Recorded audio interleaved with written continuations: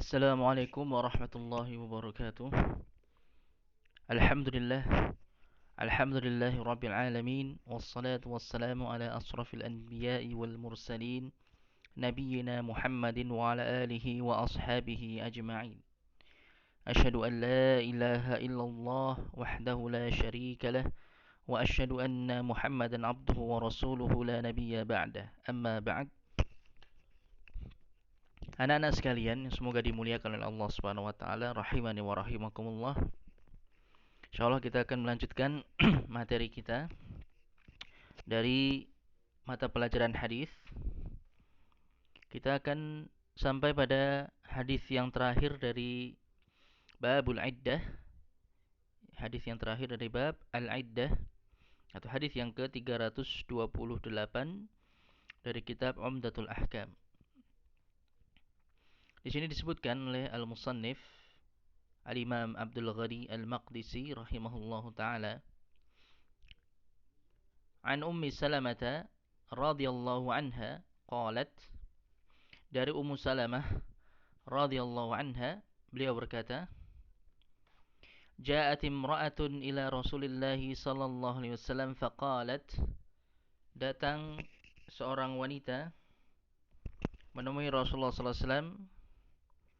Ya, ada seorang wanita datang menemui Rasulullah sallallahu alaihi wasallam. Faqalat, kemudian wanita tersebut mengatakan kepada Rasulullah, ya Rasulullah, inna banati tuwfiya anha zawjuha. Wahai Rasulullah, sesungguhnya putriku telah mati suaminya. Ya, suaminya telah meninggal dunia. Wa qad ishtakat 'ainaha afanukahiluha. Dan ya, putrinya tadi mengeluhkan sakit pada matanya. Ya, mengeluhkan ada luka atau sakit pada matanya. Kemudian wanita tersebut bertanya kepada Rasulullah, apakah boleh kami untuk memberinya celak? Apakah boleh kami untuk memberi celak pada matanya? Ya, diberi celak matanya untuk menghilangkan rasa sakit tersebut. Ya, jadi di sini ada seorang wanita yang datang kepada Rasulullah sallallahu alaihi wasallam.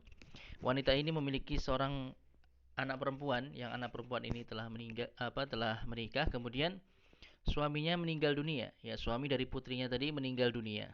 Maka kemudian putrinya pun tentunya menjalani masa ihdad, ya, masa ihdad, yaitu masa berkabung bagi seorang wanita yang ditinggal mati oleh suaminya. Kemarin sudah kita sebutkan, ya, lamanya 4 bulan 10 hari. Nah, di tengah masa ihdad tersebut,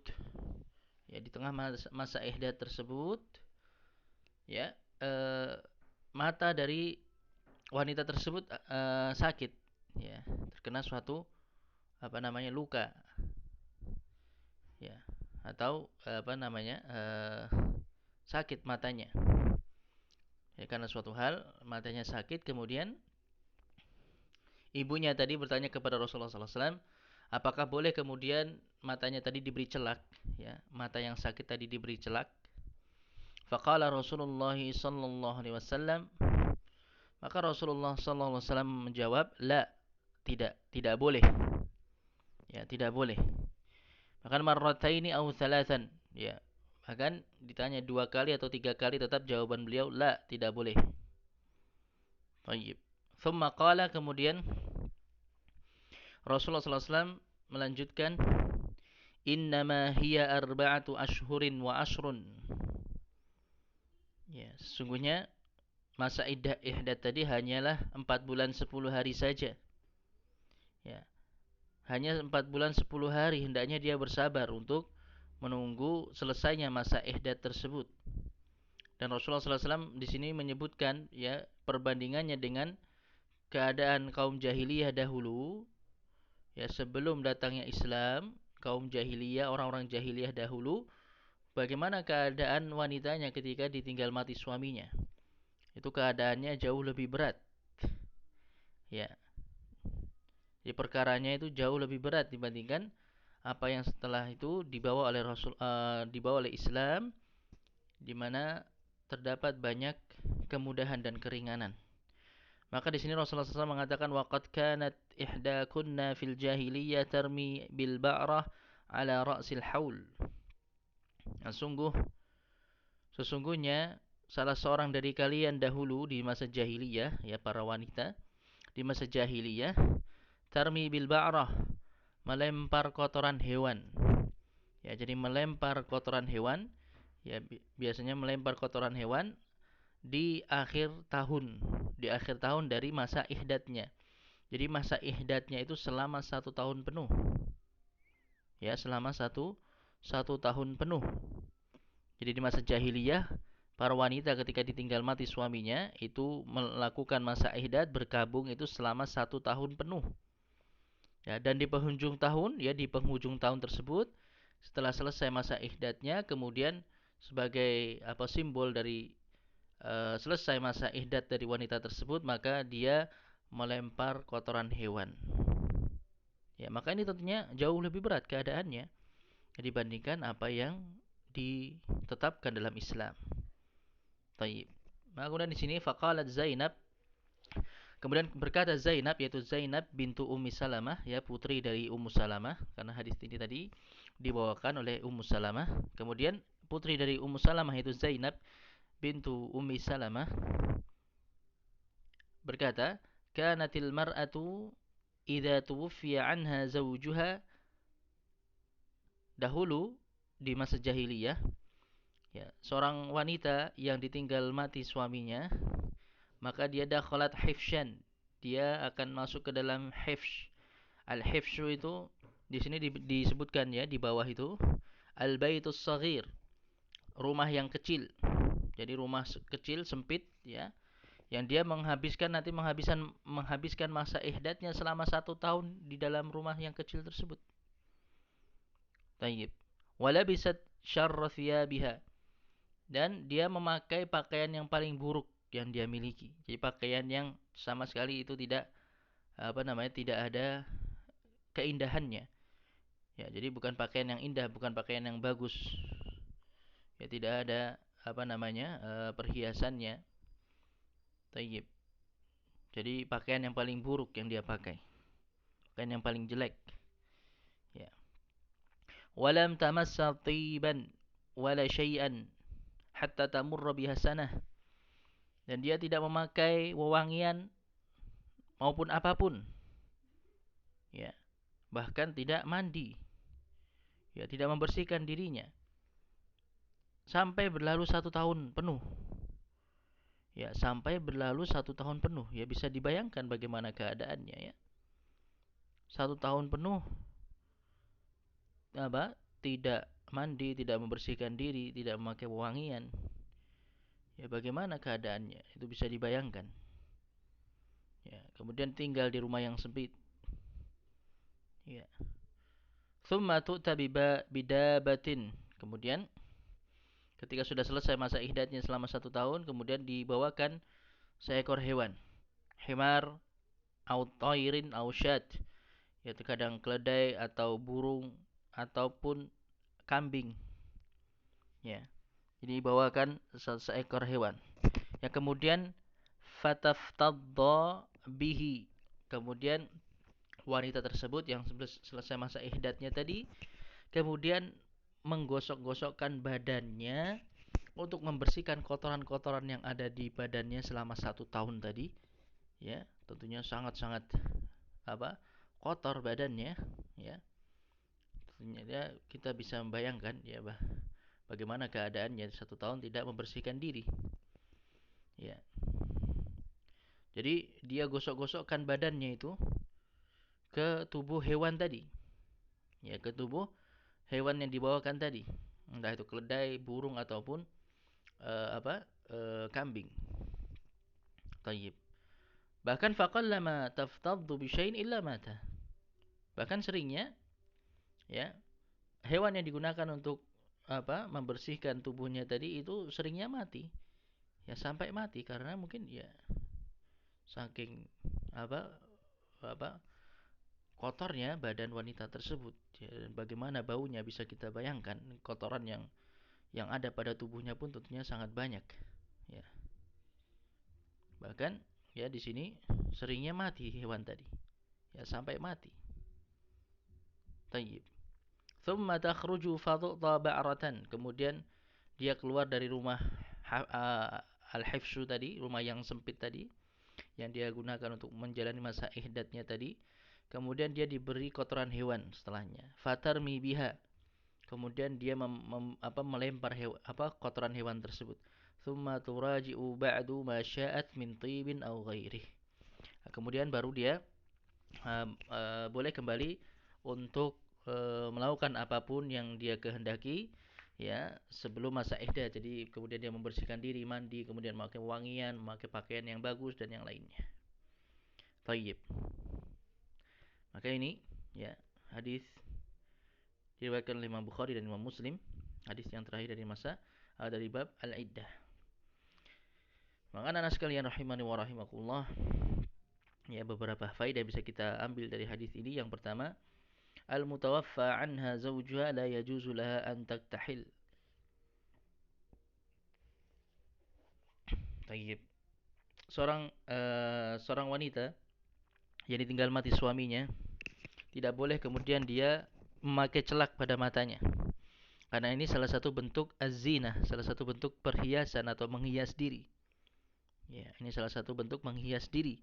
Sedangkan hal itu dilarang di masa ihdat. Ya, dilarang bagi seorang wanita untuk menghias diri, ya, untuk berhias di masa ihdatnya. Termasuk memakai celak.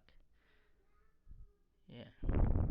Bahkan tadi walaupun ada walaupun matanya sedang sakit. Ya, walaupun matanya sedang sakit. Tapi selama sakitnya tersebut tidak parah, ya, tidak membahayakan, maka tetap tidak boleh dia memakai celak. Kemudian faedah berikutnya masyru'iyyatu muraja'atul ulama. Ya, disyariatkannya kita untuk rujuk kepada ulama, itu kembali kepada penjelasan para ulama. Ya, maka di sini dalam hadis tadi ya, seorang sahabiyah, ya, seorang wanita tadi, wanita sahabiyah datangi Rasulullah SAW dan menceritakan tentang keadaan putrinya tadi, meminta fatwa dari Rasulullah SAW. Ya, maka ini tentunya perkara yang sangat-sangat dianjurkan atau terkadang bahkan diperintahkan ya untuk kita kembali kepada para ulama, yaitu meminta penjelasan orang-orang yang berilmu terkait dalam perkara syariat. Kemudian faedah yang berikutnya, laisa kullu maradin murakhisan lil 'abdi fi tarkil ahkam asy-syar'iyyah. Tidak setiap penyakit itu bisa menjadi rukhsah bagi seorang hamba untuk meninggalkan hukum-hukum syariat. Ya, tidak setiap penyakit itu bisa menjadi rukhsah bagi seorang hamba untuk meninggalkan hukum-hukum syariat. Ya, terkait tadi dengan keadaan mata dari wanita tadi yang sakit, akan tetapi itu tetap tidak bisa menjadi rukhsah baginya untuk dipakaikan celak atau untuk memakai celak pada matanya. Ya. Jadi tinggal dilihat dulu bagaimana penyakitnya, bagaimana sakitnya, ya, bagaimana tingkat tingkat penyakitnya tadi. Kalau cuma sakitnya ringan, maka tentunya ini belum bisa menjadi rukhsah. Ya, belum bisa menjadi rukhsah kecuali kalau sakitnya itu sudah parah. Ya, dan sangat dikhawatirkan apabila apabila tetap dibiarkan maka akan membahayakan jiwanya, ya, akan membahayakan dirinya. Maka ini bisa menjadi rukhsah untuk meninggalkan sebagian hukum-hukum syariat. Tayyib.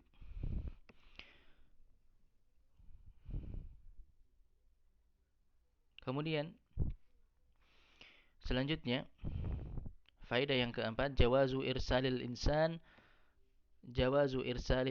ghairahu ilal alim lisu'al an masailih. Ya, bolehnya seseorang mengutus, ya, orang yang lain, ya, bolehnya seseorang mengutus orang yang lain kepada seorang alim untuk bertanya tentang permasalahannya. Ya, untuk bertanya tentang permasalahannya. Seperti tadi, ya, seorang wanita tadi, ya, dia meminta tolong kepada ibunya untuk bertanya kepada Rasulullah Sallallahu Alaihi Wasallam tentang permasalahan yang dia hadapi. Tentunya di sini dengan memilih orang yang tepat, ya, orang yang bisa menjaga amanah, bisa menjaga rahasia dan yang lainnya. Ya, tidak sembarangan orang kemudian kita mintai tolong untuk hal ini. Ya, karena ini seringnya terkait dengan rahasia, terkait dengan aib. Ya, maka perlu dipilih orang yang amanah, yang bisa menjaga rahasia. Kemudian faedah yang lainnya, fihi tikrar soal la yu'addu min su'il adab. Fala yanbaghi lil alim an yanfira atau ayunfirra au yakraha as-sa'il. Tayyib. Fala yanbaghi lil alim an yanfira au yakraha as-sa'il.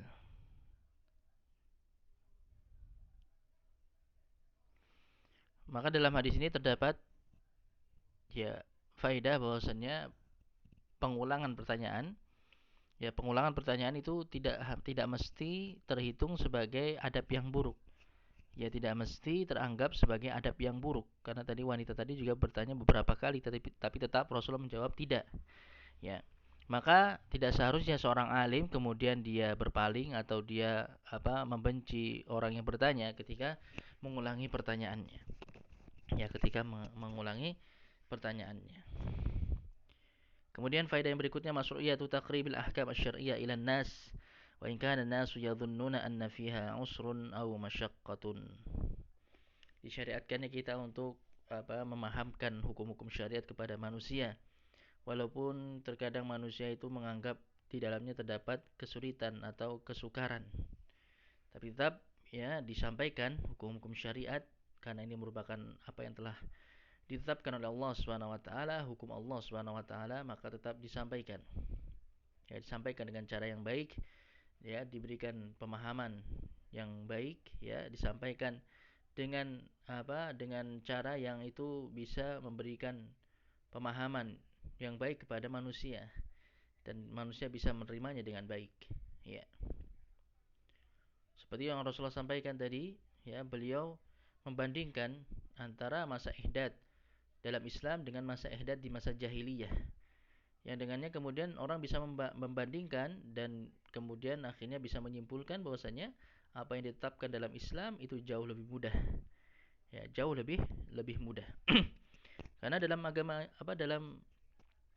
hukum Islam, ihdad dalam hukum Islam itu seorang wanita, ya, dia hanya tidak boleh untuk keluar rumah, tidak boleh menghiasi dirinya, ya, tidak boleh memakai perhiasan, ya, intinya tidak boleh kemudian dia melakukan sesuatu yang itu bisa mengundang perhatian lelaki, ya, ini untuk menjaga hak-hak suaminya. Ini juga menunjukkan bahwasanya hak suami itu sangatlah besar dalam agama Islam, ya, sangat besar dalam agama Islam. Maka seorang istri itu dia wajib untuk menunaikan hak-hak suaminya. Bahkan ketika dia sudah menikah menjadi seorang istri, maka hak suami itu hak yang tertinggi, yang paling wajib untuk dia tunaikan setelah hak Allah dan Rasulnya. Tidak lagi hak kedua orang tua, tapi hak suaminya yang paling tinggi. Ya. Ini ketika dia sudah menikah. Oleh karenanya Rasulullah SAW sampai pernah menyampaikan, "Lau kuntu amiran ahadan an yasjuda li ahadin la amartul mar'ata an tasjuda li zawjiha."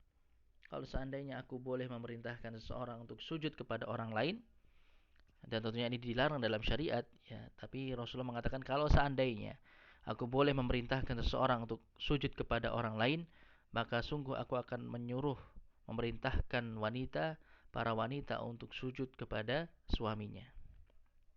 Maka ini menunjukkan besarnya hak seorang suami atas wanita, atas istrinya. Bahkan ketika suami meninggal dunia, maka tetap istrinya harus menunaikan hak-hak suaminya, yaitu dengan melaksanakan atau menjalani masa ihdad selama 4 bulan 10 hari. Ya.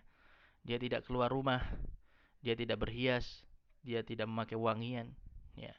Tapi di sini dia tetap boleh mandi, ya, dia boleh membersihkan diri, dia kemudian boleh untuk bertemu dengan orang lain selama di dalam rumahnya, ya bertemu dengan karib kerabatnya, dengan saudara-saudaranya, dengan teman-temannya, ya boleh saja tapi asalkan masih di dalam rumahnya.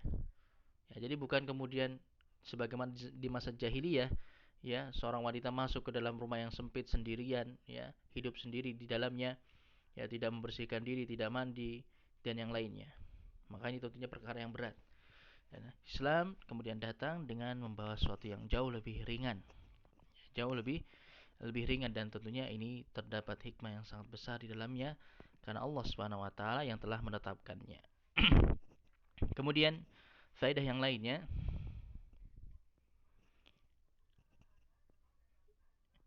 ya di sini jawazu dzikri ahwali ahli jahiliyah khususan idza ta'allaqa bihi faidatun syar'iyyatun. Bolehnya menyebutkan keadaan orang-orang jahiliyah dahulu khususnya apabila itu terkait dengan hukum-hukum syar'i. Terkait dengan hukum-hukum syar'i. Ya mungkin untuk membandingkan sebagaimana yang dilakukan oleh Rasulullah sallallahu alaihi wasallam tadi. Ya sehingga lebih nampak bagaimana kemudahan dan keutamaan hukum-hukum dalam Islam. Ya, bagaimana keunggulan hukum-hukum yang ditetapkan di dalam Islam dibandingkan apa yang ada pada masa jahiliyah. Tayyib. Ya, anak-anak sekalian rahimani wa rahimakumullah. Mungkin ini yang bisa kita pelajari pada halaqah pagi ini. Mudah-mudahan bermanfaat, ya. Mudah-mudahan bisa difahami dengan baik. Dengannya selesai dari pembahasan bab al-iddah. Insyaallah nanti pada pertemuan berikutnya, ya pada pertemuan berikutnya kita akan masuk pada kitab al-li'an. Pembahasan yang baru yaitu kitab al-li'an. Bahasan tentang hukum li'an. Ya, insyaallah nanti akan kita pelajari. Naktafi bihadzal qadar insyaallah. سنستمر في الدرس اللاحق إن شاء الله تعالى. الحمد لله رب العالمين وصلى الله وسلم على نبينا محمد وعلى آله وأصحابه أجمعين. سبحانك اللهم وبحمدك أشهد أن لا إله إلا أنت أستغفرك وأتوب إليك. والسلام عليكم ورحمة الله وبركاته.